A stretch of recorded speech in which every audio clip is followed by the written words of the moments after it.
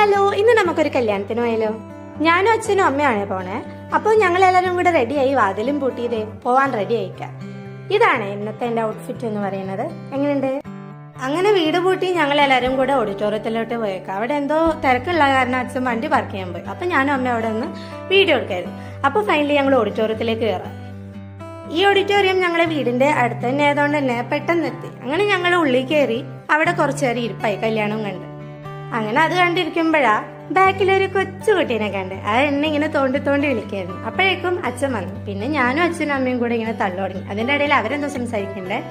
അങ്ങനെ അതൊക്കെ കഴിഞ്ഞ് കുറച്ചു നേരം കല്യാണവും കണ്ടിരുന്ന് ഞങ്ങൾ ഫുഡ് കഴിക്കാൻ പോയി. ഫുഡല്ലേ മുഖ്യമ്പിക്കില്ലേ. പക്ഷെ അവിടെ എത്തിയപ്പോഴാ നല്ല തിരക്കായിരുന്നു. കുറച്ചു നേരം ബാക്കിൽ പോയി നിന്നെങ്കിലും അവസാനം സീറ്റ് കിട്ടി.